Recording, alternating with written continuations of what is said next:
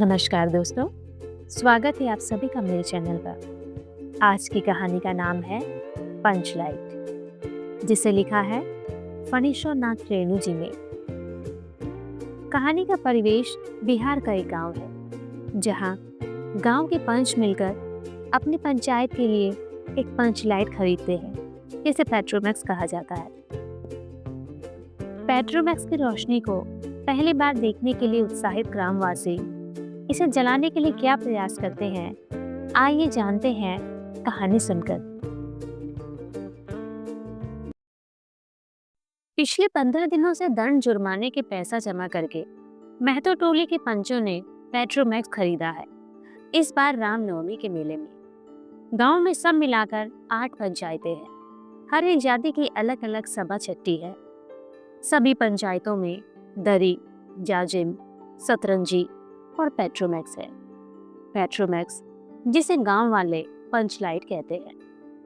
पंच light खरीदने के बाद पंचों ने मेले में ही तय किया 10 रुपये जो बच गए हैं, इससे पूजा की सामग्री खरीद ली जाए। बिना नेम टेम के कल कब्जे वाली चीज का पुण्य नहीं करना चाहिए। अंग्रेज बहादुर के राज में भी पुल बनाने से पहले बलि दी जाती थी। मेले से सभी पंच दिन दहाड़े ही गांव लौटे। सबसे आगे पंचायत का छड़ीदार पंचलाइट का डिब्बा माथे पर लेकर, और उसके पीछे सरदार दीवान और पंच वगैरह। गांव के बाहर ही ब्राह्मण टोले के फुटंगी झा ने टोक दिया, कितने में लालटेन खरीद हुआ? मैं तो देखते नहीं पंच लाइट है। बामन टोली के लोग ऐसे ही ताप करते हैं, अपने घर की डिबरी को भी बिजली बत्ती कहेंगे और दूसरों के पंच लाइट को लालटेन। टोले भर के लोग जमा हो गए। औरत, मर्द, बूढ़े, बच्चे सभी काम काज छोड़कर दौड़ाए। चल रे चल, अपना पंचलैट आया है, पंचलैट। छड़ीदार अबू महतो रह रहकर लोगों को चेतावनी देने लगा, दूर से, जरा दूर से, छूछा मत करो, ठेस न लगे। सरदार ने अपनी स्त्री से कहा, सांझ को पूजा होगी, जल्दी से नहा धोकर चौका पेड़ी लगाओ। टोले की कीर्तन मंडली के मूल ज्ञान ने अपने भक्तिया पक्षकों को समझाकर कहा, देखो आज पंचलैट की रोशनी में कीर्तन होगा। बेताले लोगों से पहले ही कह देता हूँ, आज यदि आखिर धरने में देर मेड़ हुआ तो दूसरे दिन से एकदम बेकार। औरतों की मंडली में गुलरी काकी गोसाई का गीत गुनगुनाने लगी। छोटे छोटे बच्चों ने उत्साह के मारे बेवजह शोरगुल मचाना शुरू किया। सूरज डूबने के 1 घंटे पहले से ही टोले भर के लोग सरदार के दरवाजे पे आकर जमा हो गए। पंचलैट, पंचलैट, पंचलैट के सिवा कोई गप नहीं, कोई दूसरी बात नहीं। सरदार ने गुड़गुड़ी पीते हुए कहा, दुकानदार ने पहले सुनाया पूरे 5 कौड़ी 5 रुपया। मैंने कहा कि दुकानदार साहब, यह मत समझिए कि हम लोग एकदम देहाती हैं, बहुत बहुत पंचलैट देखा है। इसके बाद दुकानदार मेरा मुंह देखने लगा, बोला, लगता है आप जाति के सरदार हैं। ठीक है, जब आप सरदार होकर खुद पंचलैट खरीदने आए हैं तो जाइए, पूरे 5 कौड़ी में आपको दे रहे हैं। दीवान जी ने कहा, अलबत्ता चेहरा परखने वाला दुकानदार है, पंचलैट का बक्सा दुकान का नौकर नहीं देना चाहता था। मैंने कहा, देखिए दुकानदार साहब, बिना बक्सा पंचलैट कैसे ले जाएंगे?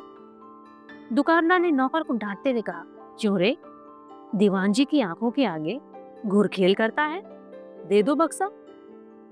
टोले के लोगों ने सरदार और दीवान को श्रद्धा भरी निगाह से देखा। छड़ीदार ने औरतों की मंडली में सुनाया, रास्ते में सन्न सन्न बोलता था पंचलैट।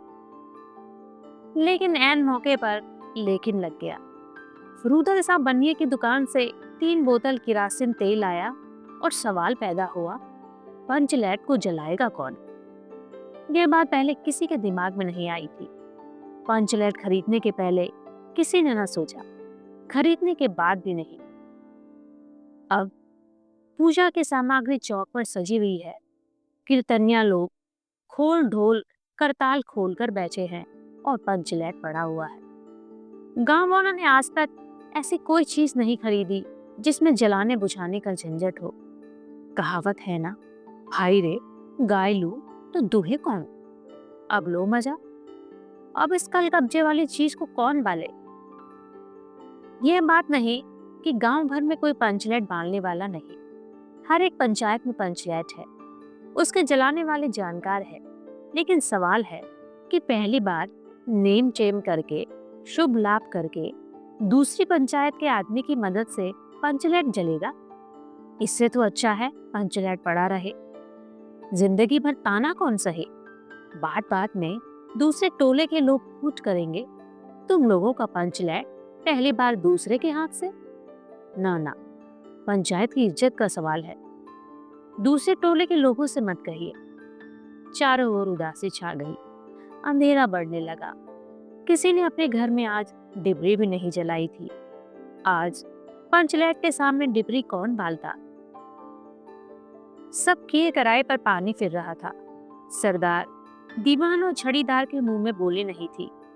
पंचों के चेहरे उतर गए थे। किसी ने दबी हुई आवाज में कहा, कल कब्जे वाली चीज का नखरा बहुत बड़ा होता है। एक नौजवान ने आकर सूचना दी, राजपूत टोली के लोग हंसते हंसते पागल हो रहे हैं। कहते हैं कान पकड़कर पंचलेट के सामने 5 बार उठो बैठो, तुरंत जलने लगेगा।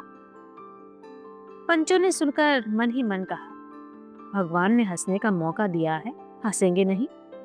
एक बूढ़े ने आकर खबर दी, रुदल साहब बनिया भारी बतंगड़ आदमी है, कह रहा है पंचलेट का पंपू जरा होशियारी से देना। गुलरी काकी की बेटी मुंडरी के मुंह में बार बार एक बात आकर मन में लौट जाती है। वह कैसे बोले?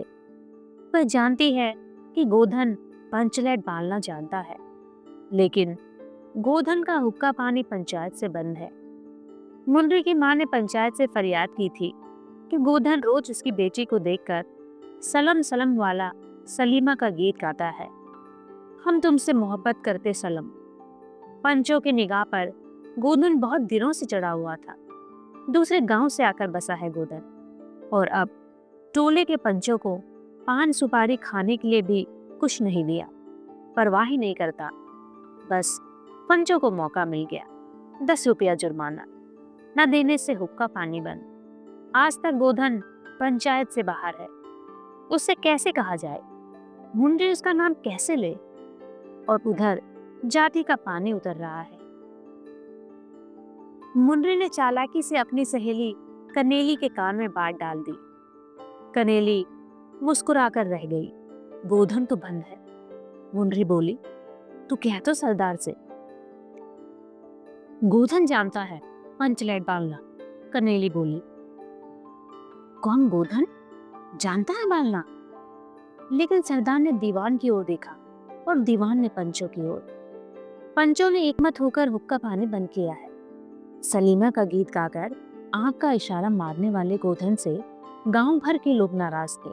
सरदार ने कहा, जाति की बंदिश क्या, जबकि जाति की इज्जत ही पानी में बह रही हो। जोजी दीवान? दीवान ने कहा, ठीक है। पंचों ने भी एक स्वर में कहा, ठीक है, गोधन को खोल दिया जाए। सरदार ने छड़ीदार को भेजा। छड़ीदार वापस आकर बोला, गोधन आने को राजी नहीं हो रहा है, कहता है पंचों की क्या पड़ती, कोई कल कब्जा बिगड़ गया तो मुझे दंड जुर्माना भरना पड़ेगा।